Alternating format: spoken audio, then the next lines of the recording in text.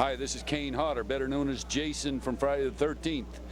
You're listening to the East Coast Horror Group. Keep listening, or I'll fucking kill you. East Coast Horror Group.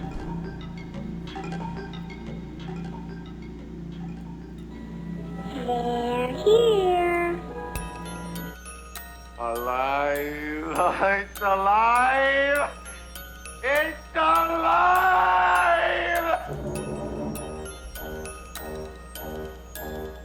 East Coast Horror Group presents Dead Art Movie Reviews.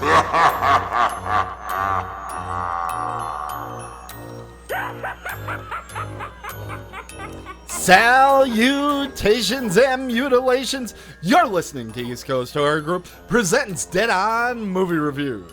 Tonight, we will present horror movie reviews and lively debate here on EastCoastHorrorGroup.com and on future select Tuesdays at 9 p.m. Eastern Standard Time. You can join our live chat at that time by clicking on the live shows link at the EastCoastHorrorGroup.com website. I'm your host, Tim Kretschmann, coming to you from the east coast of Lake Michigan in beautiful Muskego, Wisconsin, the land of lakes and landfills. It's my honor to introduce the Faculty of Fear panel presenting tonight's lectures. I'm going to start by introducing our gingerific co-host, that is little baby Drew Face Poos Seidler. Hello, Drew. Hey, Tim. How are you? I'm doing great. We're just trying to keep the energy level up. We just dug out from a huge snowstorm out here in the great Midwest. So just trying to keep going because it's no fun getting a snowstorm in the middle of April. That's just not right. That's true. I don't even like to think of it as April, to be honest. It's now just considered the 105th day of January. It is at that. That's for sure. Look at us talking about the weather. It is wonderful. Well, that's why we do live. Otherwise, we'd record this stuff and do it right. Okay, next, we have the man they call the face of Jason, sincere zombie apologist. He's the man of two voices. He's Coach Michael Exler, the Dean of Students. How are you doing, Mike? I'm doing great, Tim. Thanks for having me. Well, thank you for coming on the show. I know it was a difficult get to have you as a guest, and we're so pleased that we could have you. Now, some of you are tuning in tonight hoping to hear Danielle Page. Unfortunately, last minute, well, not last minute, but she did give us some advance notice. Don't worry about that. But we did have to cancel. She will be back, though, for the May 1st edition of Dead On Movie Reviews. So she will come on the show, but she just isn't going to be on tonight. But don't worry, you have us. You have Drew, Mike, and me, and we have some great movies tonight to talk about, except, of course, Fabulous. The one that Drew picked.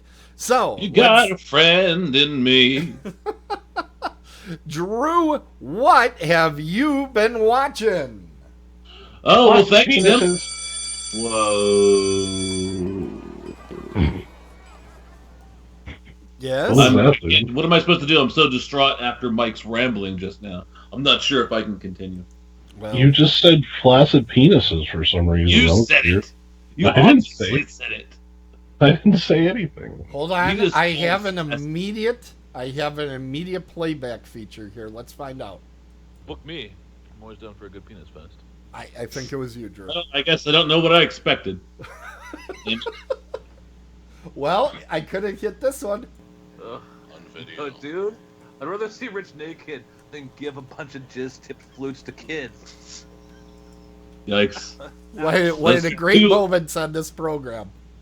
Those are two awful, awful choices, but I believe that I was picked the correct one of the two. Yeah. Anyway, I saw a movie with my little eye I spied on Netflix. The film Ravenous from 2017. The actual working title, it's French-Canadian, was Les Avems I believe is how you pronounce that. I can't say with 100%. Les Afamies. No, I don't. I'm almost have it certain down. that's. I can do French. Listen to this. I have a French accent. See, so Les Afamies is how it's really bad. There are people in France right now going, I didn't know this podcast was in French. That's what's happening right now at 3 a.m. out there in France. How you doing, froggies? Oh, oui. So is this the one where the colonists eat people? Is that what's happening?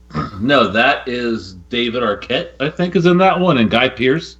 That's actually what led me to David see the Arquette film. is in that one too? David Arquette? Oh my God! Wow. I think we've both reviewed that movie here on the show at some point in our lives. But that film is from 1999 and is another hidden gem of a horror film about cannibalism. You should watch it. I guess what would you call that? It's like 1850s, but it's out west, so they're not really worried about the Civil War so much. Yeah. Yeah, I would say that. They're like an outpost where nothing ever happens. Yeah. Well, that's how I felt about that movie. I did not like that one. Wait, are you serious? Yeah, I was bored to tears on that one. It may have caught me on the wrong day. That happens. But I didn't like it. The score for that movie is so good. I may give it another chance because a lot of people have talked it up to me, and I'm like, I must have seen a different flick. Maybe you saw this. Uh-oh. Oh, no. But anyway, as we were saying, the translation to English, the actual translation, isn't ravenous. It's the hungry or the starving. So that's actually, I think that's actually a much more intimidating title than Ravenous, especially because there's already a well-known horror movie named Ravenous. I think that they should have just kept the direct translation to English, but they didn't. So it's a zombie movie, right? Lots of zombie movies out there. This is a zombie movie, not a cannibal movie? Yeah, this is a zombie movie, man. right? Another freaking zombie movie. That's what we needed out there. It's the virus kind, but it's zombies nonetheless. Oh, so it's the fast ones? Yes, it is the fast ones. Wait, have we established this? Is this now the thing that they're only fast when it's a virus? Is that the rule? Huh. I think that's the 28 days later rule. And then I think they've most applied after that. Do you remember a fast zombie before 28 days? I really no, I don't. The Dawn of the Dead remake was the one that really I remember. Like zombies were fast, but I always. But that was 28 days later is like infected, but they always seem to make the infected really quick, and I don't understand why. What was Night of the Comet? They were slow in that one, weren't they? I think you're slow. Wow. Okay. Exactly. Okay. That's what I was trying to say. Okay.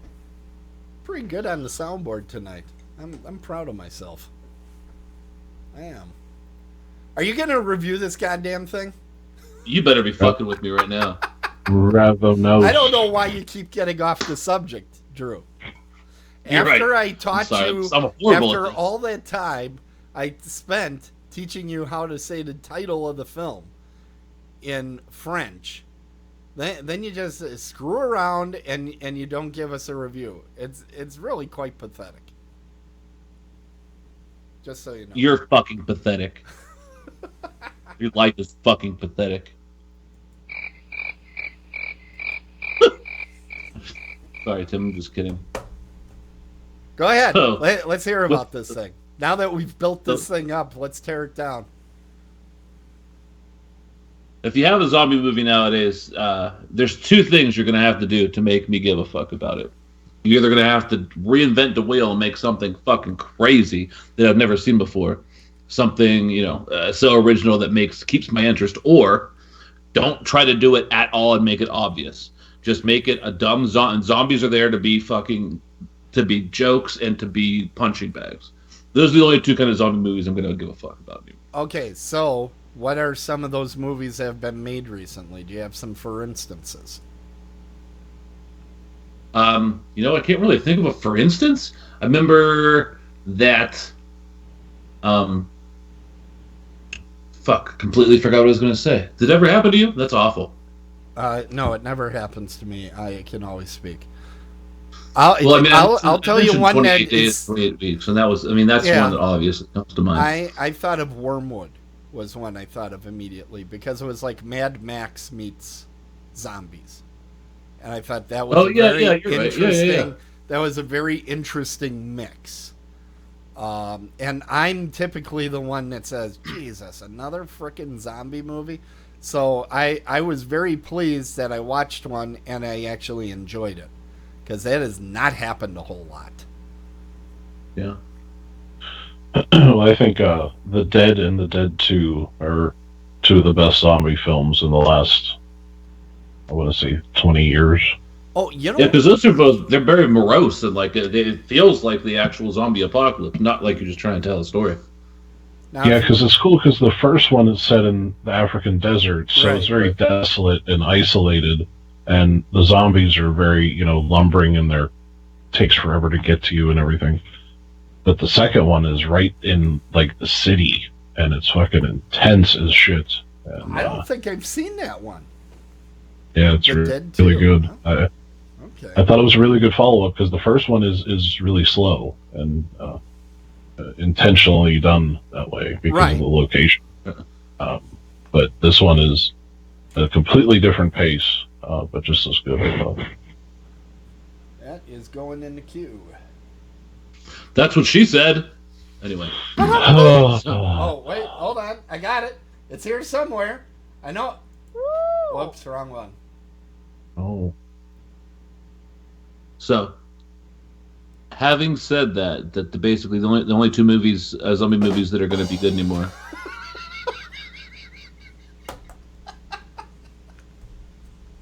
Found it. It was nicely timed, actually. About you. I hate you. I hate all you guys. I especially hate you. So, I'll start by saying that this movie does not use the zombies just, as a way to bring gore to the film. Or, as a joke. These are supposed to be taken very seriously. They're infected zombies. So it has to do the other thing, right? It has to have a plot point about zombies so interesting that it keeps my attention. So here's what I got that was original with the film. There's no default badass, which, as I try to think back through other zombie movies, isn't true. That's true. There's always that guy who can kill somebody, or was an ex-cop, or is some sort of military superhero, like a Buffy the Vampire Slayer of zombies. That for some reason can really kill zombies a lot. I mean, the main character of the film is a washed-up comedian. So it's just all real people. Wait, was his name Brad? Yes. Okay. Yep. Okay. Other than that, we have the main female protagonist was bitten. She says it was by a dog. No one is around to know the difference. They found her. They tied her to a bed. Some zombies came out, so they had to untie her and take her somewhere. And now she's with them. She's been bitten. We don't know if she's being honest or not, whether she could turn into a zombie at any time. But that's the other thing. So, and I don't even call that original. That's just something that usually happens in zombie movies. And then finally, and the thing that really sets it apart is the zombies' ability to make large towers out of kitchen furniture. What? So yeah, that's it. And you're just supposed to go. Yep, what? That's a great question, Mike. Why? I wish it answered it, but it didn't. I'm like, oh wow, how they do that? Why is it there? Nobody ever tells you why though. And I'm talking some high, like Tower of Babel shit. You know, when you said that, what it reminded me of is that early line in the original Ghostbusters, that no human being would stack books like this. So stupid. But yeah, I mean, it reminds me of Stephen King's Cell. If you remember how kind of hordes with zombies would just stop and be mesmerized by something that humans can't see, like some sort of a tower or a pyre of some kind. Yeah. But that's what, like, they would gather around these huge. I swear to God, it was only kitchen chairs. That's the only kind of furniture they put in there. Huh. I have no idea why. Do you think they're maybe like those acrobats from China that do that stuff where they stack the chairs on top of each other? I'd have been okay if they told me that, but they didn't fucking tell me that. Well, I don't think a lot of people know this, but there's a high incident rate of zombies with Chinese acrobats. Well, this is a fact. They should have had you. You should have been the Morris the Explainer in the movie. You know, since you're a native French speaker, it would have been so easy for you to transition. It's true of so many movies. A lot of movies would be improved. Just add Tim. It's a fact. It's a fact. Just letting you know. That's a fact, Jack. That's right. Oh, and here is the thing that really lost me. Okay. And we'll talk about this probably a little bit later with your film as well. Okay. But, of course, they pick up a child and decide that's a good idea to bring with them. And risk their lives for it. Okay. I understand picking up a child along the way for this reason. Child. If the zombies are right on your ass, a kid can't keep up with you, right? So you just push the kid toward the zombies, There's and you run, that can outrun and they'll like swarm the kid, and you'll get away safe. It's really a good survival technique. Always surround yourself with people that you can outrun. And I don't know. I think you can't be so nonchalant about killing these zombies as they're actually people, and then also have the same morality that I have to pick up this child even though it makes me 400 times more likely to die. You know, something you have to weigh those two, right? And I don't know. I still think you can throw the kid at some hungry zombies and throw them off your path. Tim, I'm not killing a kid. Why not? I'm just not saving one. Why not? I'm just not saving one. Oh, that's just I didn't say I wanted it to die. I just didn't want to save it. I'm not responsible for that kid. Its parents were dumb enough to get eaten. Sorry, bud. Looks like you made it.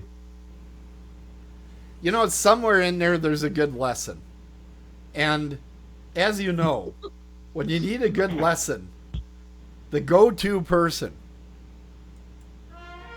is to go to the commissioner of the MPAA. And I have to ask you, what does the commissioner of the MPAA think of children being eaten in zombie movies? Well, you know, Tim, and it's nice to talk to you again. I actually had nothing to do with this film, as it's in the horrible, liberal, northern, hippie state of Canada. So, if I did, though, you can guarantee those kids would have been untouched. And by that I mean, well, you know. Thank you so much, Commissioner of the MPAA.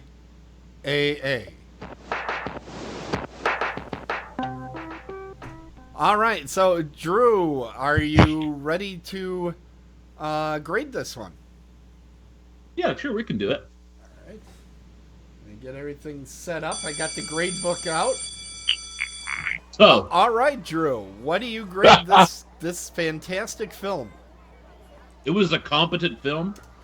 There were obviously sound crews and film crews that knew what they were doing, so I can't completely shit all over it.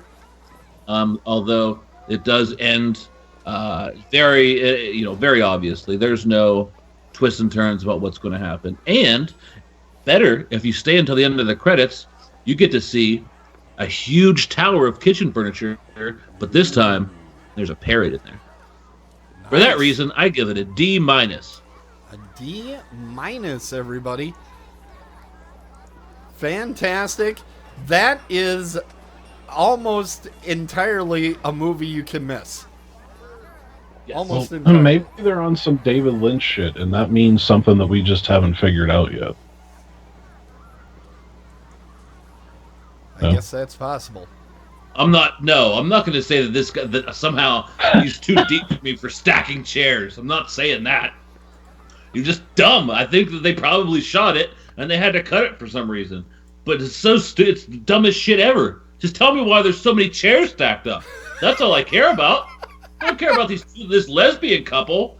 I don't care. Wait, hold on. Did he mention there was a lesbian couple earlier? Yeah, you buried the lead. Well, yeah. You know the follow-up question. They're about 65 years old. Oh, well, okay. So were they hot or? Moving on. Let's go now to the coach. Mike, what have you been watching? I decided to watch the drama horror sci-fi film from 1988, Minds, by George Romero. I believe this is George's least favorite film. What's that? This isn't the first time you saw this movie, is it? No. I was doing a retro review this time, since you guys had current films. Cool. Yeah, no, I'm just curious. If it was the first time seeing it, I'd have been surprised. Ugh. Monkey Shines. This is George's least favorite? Really? Yeah, he turned over, I guess everything was edited the way he wanted it to be edited, and the studio decided to change it all up.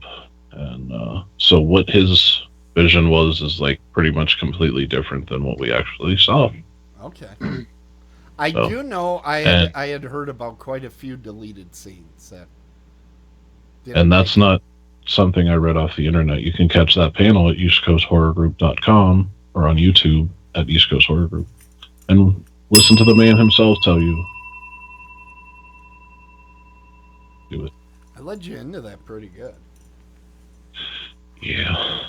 So have you guys both seen Monkey Shines? I have. Of course. Yeah. First, right off the bat, I'm going to say this movie is far too long. It is a long fucking movie. How long is it? Is it a full 2 hours? It's 113 minutes. Yeah. This is not much story for that length of time. No, what do you mean? There's a cripple and a monkey. How could that ever not be attentive and be, just... Well, the total shifts in this movie are unbelievable. It goes from afternoon special to a horror movie, back and forth like crazy. It does? I think so. Yeah, Mike, what do you think about it? I think I always had sort of a love-hate relationship with this movie. Like, I saw it as a kid, and I was like, well, it's not really that scary. No, definitely it's not that scary. No. Yeah, I'd agree with that. I think there's some tense moments when the monkey is, fucking with him. And obviously he's a quadriplegic and he can't protect himself like the the bird, when the monkey let the bird out and the bird was like trying to go in the dude's mouth. That was a pretty, that would suck. I would hate that. It would be terrible. I would hate to be a quadriplegic, have a psychotic monkey try to put a bird in my mouth. Yeah. Oh. It's a very specific thing to hate. I do think that a lot of the best horror movies, in my opinion, work on a fear that a lot of people have. And I think the fear of being absolutely helpless and kind of being fucked with, which is what this movie is about. You're completely helpless and somebody just doing shit to you. I think that's a very real fear that a lot of people have. You know, this movie is actually starring Zach Daggy. Jeez, I knew that was coming. Just give Zach Daggy a monkey and film it for 2 hours. The monk. Dude, that's a short movie. The monkey would have hung himself. Holy shit! Oh no! Oh god! Oh man! But that's why it's so funny, is because it's true.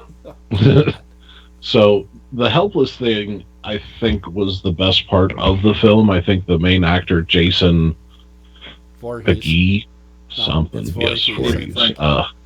Frank. Damon. Dylan. No. I think he did a really good job of being a quadriplegic. I believed that he was.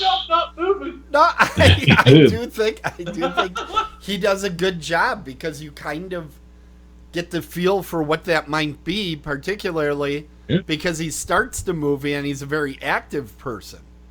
You know, if I were to go quadriplegic, I think my lifestyle wouldn't change a whole lot. But for him, it was a big change. Would just be a little bit more smellier. A little. Now, okay, Mike, I have a question for you. You just recently watched this, and this is always something that's bugged me about this movie. The character that John Pankow plays, who is the mad scientist of the piece. Yeah, the dickhead that keeps shooting the monkey with the shoe. Yeah. Is he a friend, or is he just a complete nut? Because I think to a certain extent, the monkey does help, old Wheels there, but dude, it goes too far, The monkey, who thought this was a good idea, first off? You have dogs, this is what we right? should do. Now you just have a monkey. Yeah, exactly. That's what we want to do. We want to have something that is already highly intelligent, that can learn, be left alone with someone that can't help themselves. And it's not a good idea. Just get a nurse in there and fucking figure it out later. But he did have a nurse. He had a nurse too. And that's another thing. We didn't see, she absolutely hated him, real quick. Oh, the monkey, yeah. The nurse. And they didn't really, the movie would have been 6.5 hours long, I guess, if they would have developed her story. But they didn't really get a full explanation of why she hated him so much. You could sort of tell because he was a dick, but geez, she really hated him a lot. But that's neither here nor there. Now, what people don't know is that the monkey that was used for this film went on to make something else that was extremely popular. Her name is Boo. Puppy monkey baby. Puppy monkey baby. Puppy monkey baby. It's true. Puppy monkey baby. Puppy monkey baby. Puppy monkey baby. Puppy monkey baby. There you go. Puppy monkey baby. Puppy monkey baby. That is true. I believe I had read that there was 3 or 4 different monkeys used. Well, IMDb only lists one. Really? And the monkey's name is Boo. Boo. What up, Boo? That's what I call Drew sometimes. I'm like, what up, Boo? Like, hey. Oh, that's good. That's Boo. So, wait, your question was, did this go too far with the monkey? What was the question? Well, is he really a friend or not? That guy? No, he's not a friend.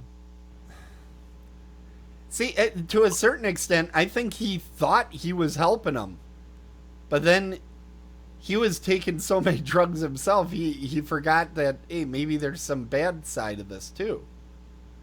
But I think he thought he was giving him, a level of independence.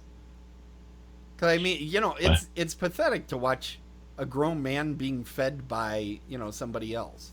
It's just pathetic to watch, and it makes you sad. So he thought, well, let's get an animal in there to do this, because that wouldn't be humiliating.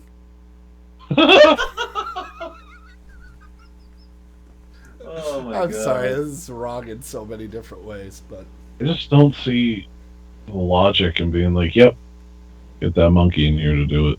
You don't see the logic? Here's the thing. We've domesticated dogs for thousands of years. That's why they're service dogs. We don't have domesticated monkeys, so that really makes no sense. But I could see why you would think, well, if dogs could do it, let's get a more intelligent animal to try to do it. But they forgot about the whole part where it's still a wild fucking animal.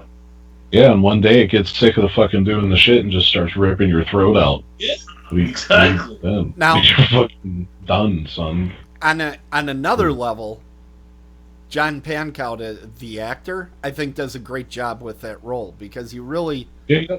you He don't sits know. down for a good time. He was really good at sitting.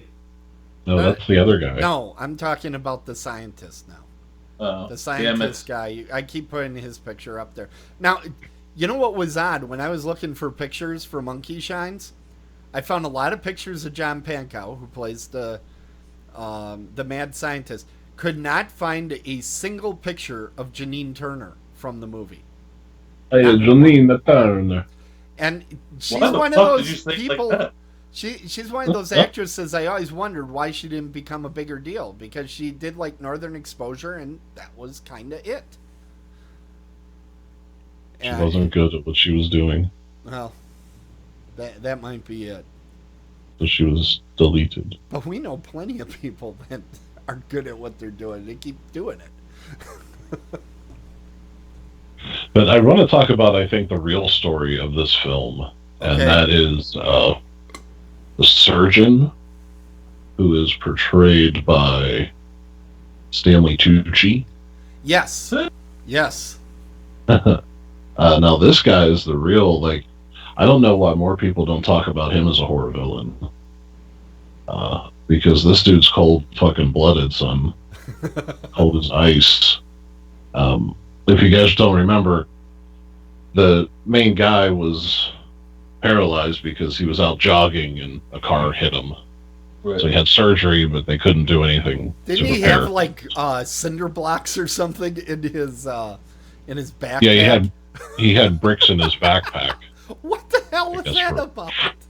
for more weight. Right, yeah. Out. More resistance. Yeah. More resistant. Just run further. Don't run around with bricks on your back. That's insane.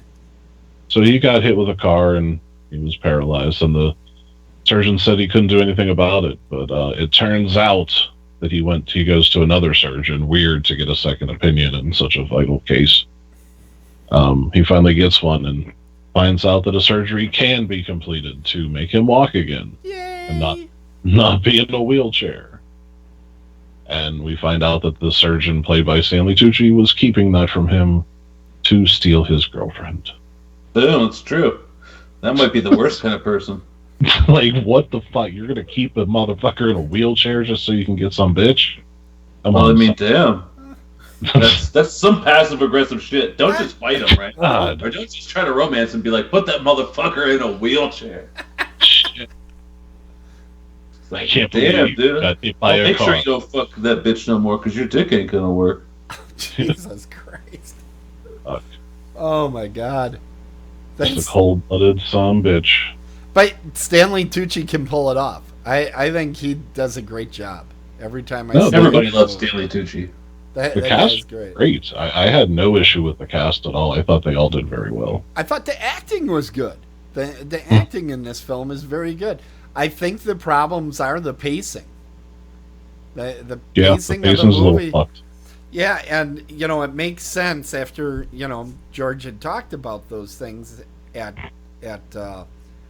was that Pop Culture or which Culture one? Shock. Yeah, Culture Shock. When he talked about that actually I went, oh, now that all makes sense. And then I looked into it some more, and there was like a scene where the monkey gets some like surgery or something.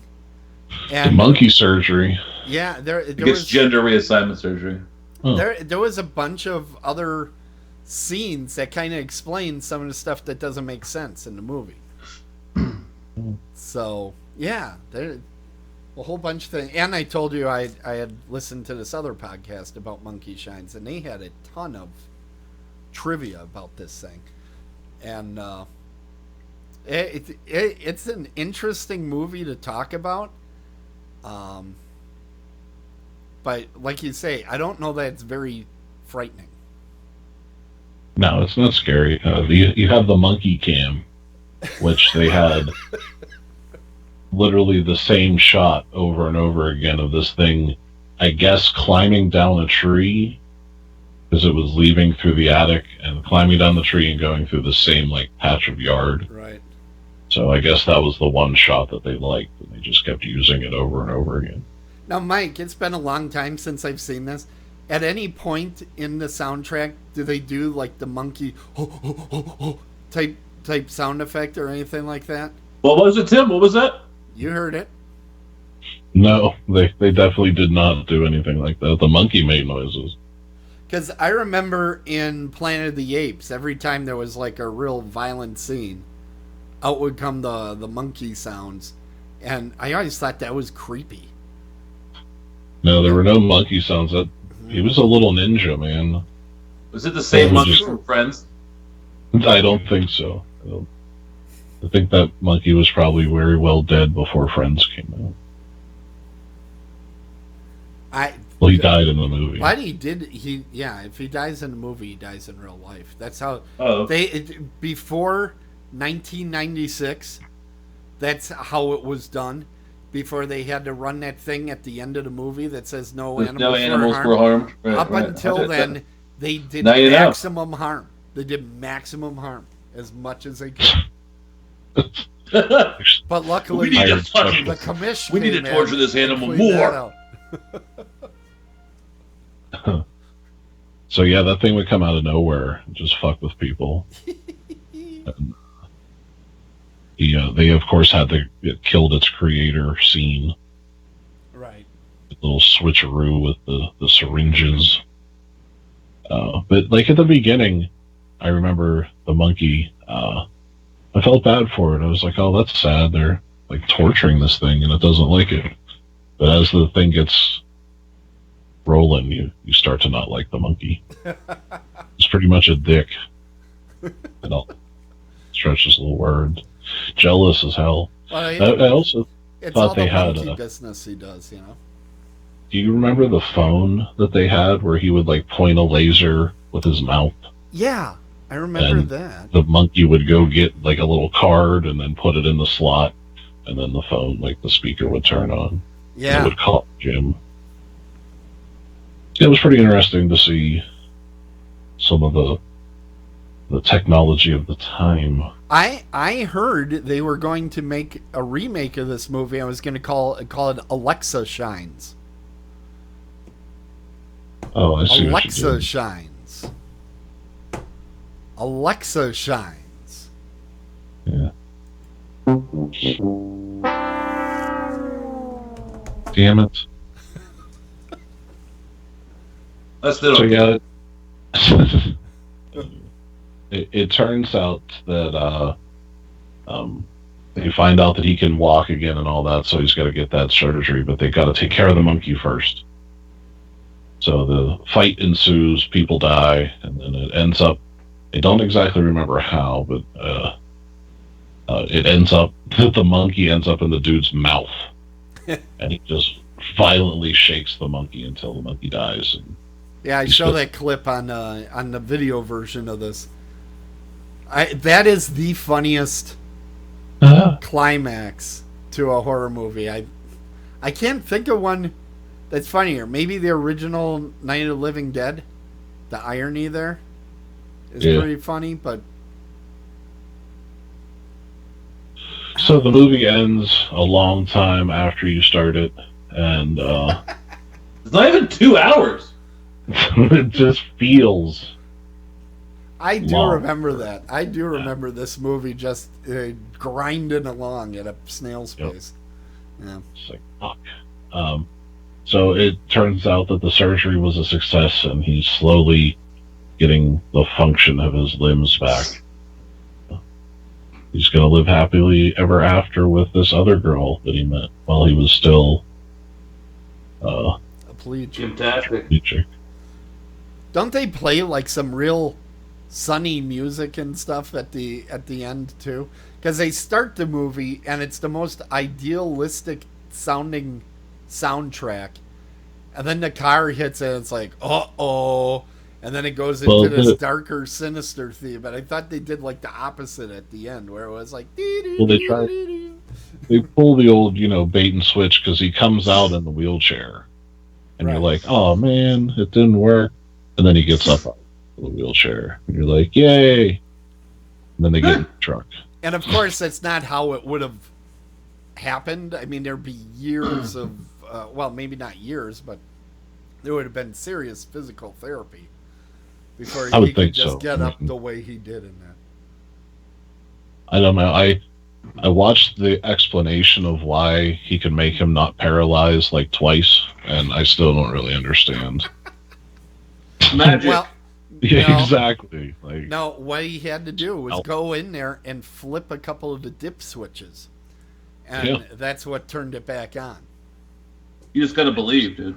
Right. You just had to turn it on and turn it back on again. Yes. And it took care of it. I think we all know the theme of this movie. Maybe this whole thing is, people can change. Yes. True. There you go. Words of wisdom. Who can change, Drew? It's true.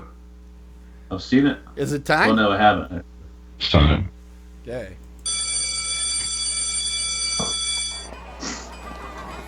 The pacing of the film is one of the big negatives.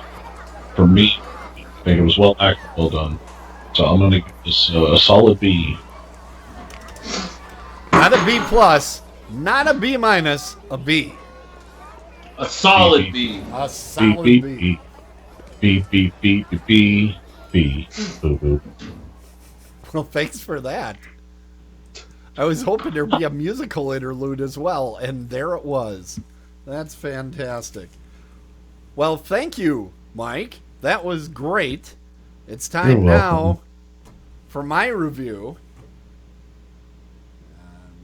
I hit the wrong button. There we go. And I'm reviewing the second biggest movie out there right now at the movie house, A Quiet Place from 2018, just released, 3 weeks ago, something like that.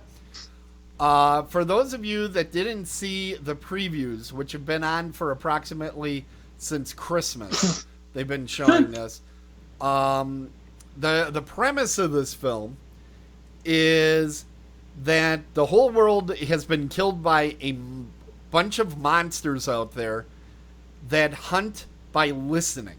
If you make any sort of noise, they hone in on it and they kill your ass. Okay? Now, this movie was a surprise hit. It was made for $17 million. I don't know why they were so surprised that a horror movie does well. We didn't know. Every time they're surprised by it. It made $50 million. So a lot of people are like, oh my God, I made $50 million. Wait, you have to subtract out the production budget, and you have to subtract out the marketing, which was significant on this film. So the first weekend, I think it broke even and maybe cleared about $10 million. But that's a huge hit. I mean, that's great. And it's continuing to clank along and make some good money. What I think is surprising is it's doing so well domestically, but not doing well internationally. As this is a movie that's made to be dubbed, because it's like 3 minutes of work in front of a mic and you got this whole thing dubbed. There's hardly any speaking in it. I think what the surprise is that this concept of nobody talking for that period of time and the movie's actually watchable. I think that's the big surprise of the film. A lot of that is, I believe, John Krasinski is the director. He was also the star, and his wife Emily Blunt was in there. And I think Emily Blunt gives one of the best performances of her career, and I'm a big fan of hers. Are they married in real life? Yeah, they're married. They're married in real life. In fact, and you forget that when you talk about the production budget and the advertising budget, you don't have to pay those two salaries because they made the movie. Right. But does Pam know about this? Could you? I would love to see The Office in the same universe as A Quiet Place. It just so happens The Office was not subjected to this invasion of monsters somehow. That would be a great movie. I will tell you, there is a mashup movie out there, a YouTube video of A Quiet Place and The Office that is very, very funny. And it features prominently Dwight and his family. So it is worth seeing out there. Go find that one. And by the way, if you didn't know that John and Emily were married, what you need to do is get on YouTube immediately and type in Jimmy Kimmel, Emily Blunt, John Krasinski. They have had a pranking war that's been going on for years now. And they prank each other, and absolutely hysterical practical jokes. They love doing practical jokes on each other. There are a lot of funny videos out there. Okay, so back to the movie. These monsters wipe out the world. They're drawn to any sound. I was very worried. I think a lot of people in the audience come in and they go, God, there's no talking. Am I going to enjoy this? One of the ways they get around this is one of the characters in the film is a deaf girl before this even starts. So the family knows sign language and they're able to sign to each other. And that gets them through it. And it gets you as the audience through it because they can use subtitles and tell you what's going on. The other big plus, and Drew, I know you've seen this movie too. You tell me if I'm all wet on this. The movie ends in a damn good running time. It doesn't go on for 2.5 hours. It's about, 90 minutes or so. Yeah, I think it's 91 minutes. Yeah. Which is perfect. If you would have tried dragging this out anymore, it was just at the point where I'm like, oh, God damn it, would somebody talk?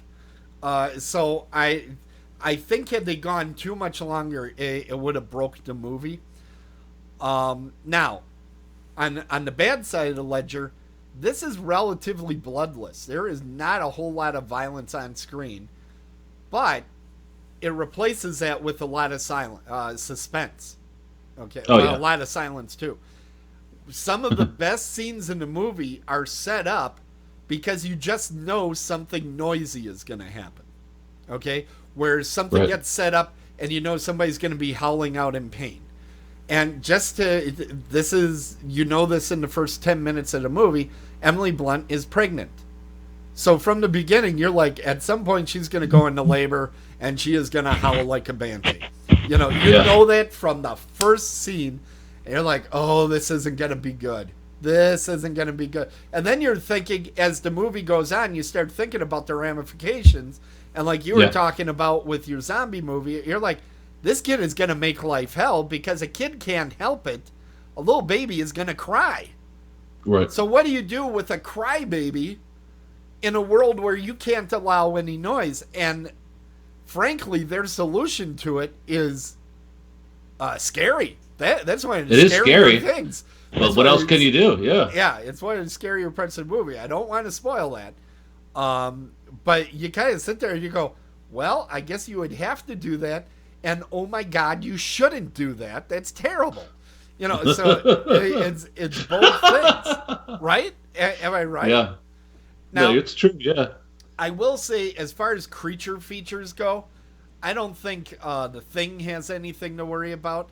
And the movie this reminded me a lot of was Tremors, because Tremors has kind of this don't make any sound, don't step on the ground type of stuff. I got a very much like an alien vibe from it. Like I felt that the monsters were very much like a xenomorph, and a lot of the scenes I think were set up similarly to how Alien was, in the suspense of Alien. I thought it was felt here too. Yeah, I'd go along with that. and it had a very, it was like they were isolated. There are virtually no other characters than this family. And what I liked in this, and maybe this is my conservative side coming out, but I really enjoyed that this was a family that, yeah, the teenage daughter wasn't like a dream or anything, but the family basically got along.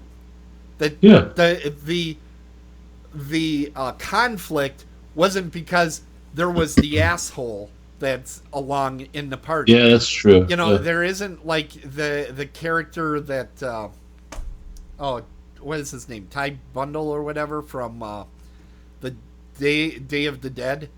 The guy that's on Modern Family now. Why is his name not coming to mind? But he played kind of a jerk. And these movies always have, I always call it the Dr. Smith character, right? There's the one guy that is always a problem and you're just rooting for him to die. You didn't have that in this movie. You weren't really sitting there going, God, I hope that one goes. I can't wait for that one to get killed. It really doesn't do that. And that economy of characters and kind of keeping it on a very direct path, I think really played to the movie's credit. And now the thing that I want to ask you, Drew, you saw this in the theater. I'm sure somebody had some crunchy food product that they were eating during this. There's hundreds of articles about how people are pissed off that people are going in there with potato chips or whatever and eating. And to me, I'm sitting there and I'm going, why are people upset about that? There's nothing to hear. There's literally nothing to hear. So why do you care?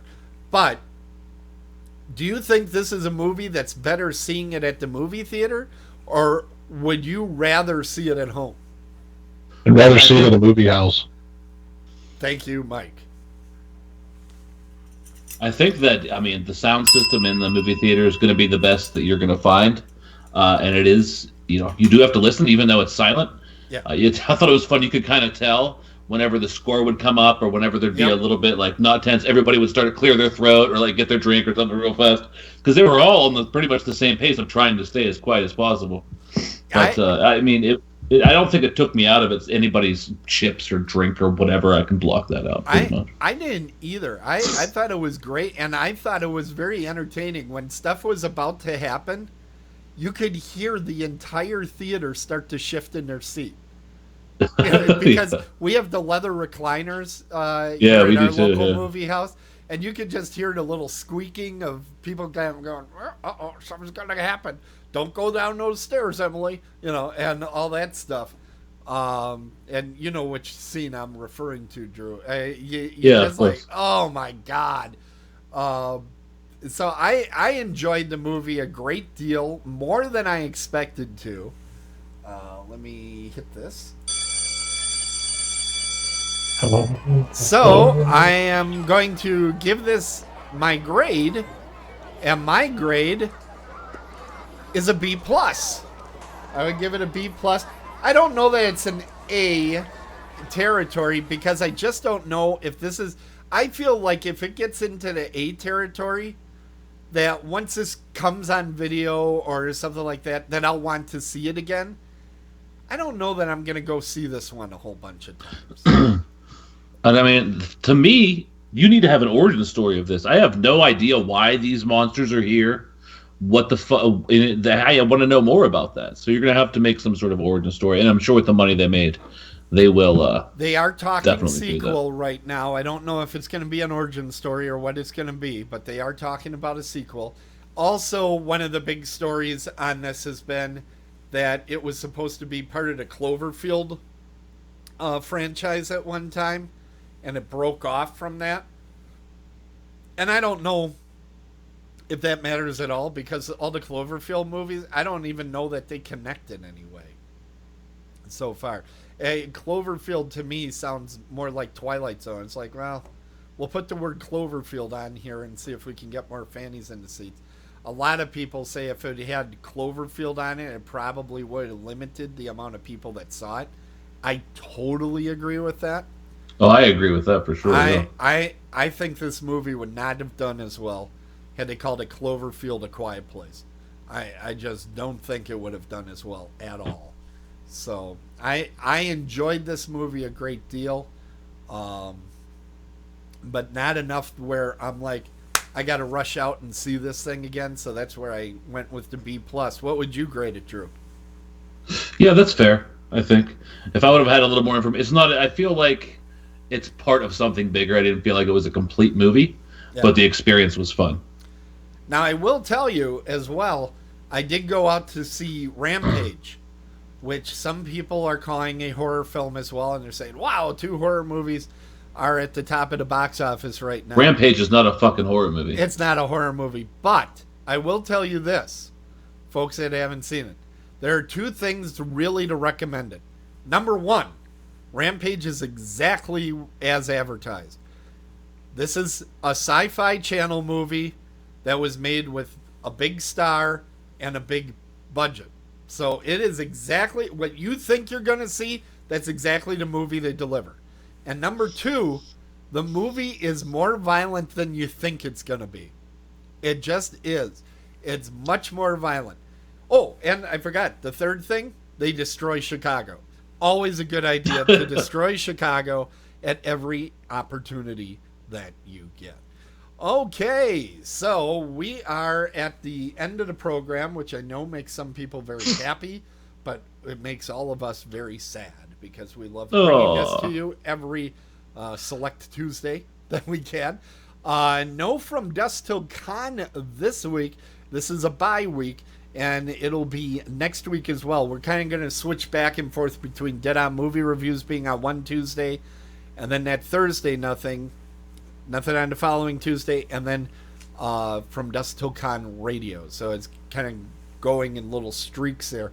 We're going to try that for a while. Of course, we'll have breaks for conventions that might come up and July 4th weekend, things like that. But we're going to try to get that scheduled to work for us. Mike, anything new on the website that we should know about? Yeah, I just put out last week's or last time we were live from Dusk Till Dawn Radio. Adam's been putting content out every other day or so. We have I just put another panel out there from Atlanta, so go check that out. And yeah, there's literally content, I think, pretty much every day hitting the website, so check her out. Yeah, and do you want to tell people about your new podcast and make sure they know about it? It's Otherworldly Radio, or Otherworldly Culture Radio, I'm sorry, with Rich Delzato. This is very cultured. We put the C in culture, dude. There's a lot of talk of opera. Yes. There's a lot of the C word. Fine wines. I'll say that. A lot of the C word. Jesus. Yeah, Jesus. Oh my God. Okay. Drew, anything you want to bring up at the end of the show here?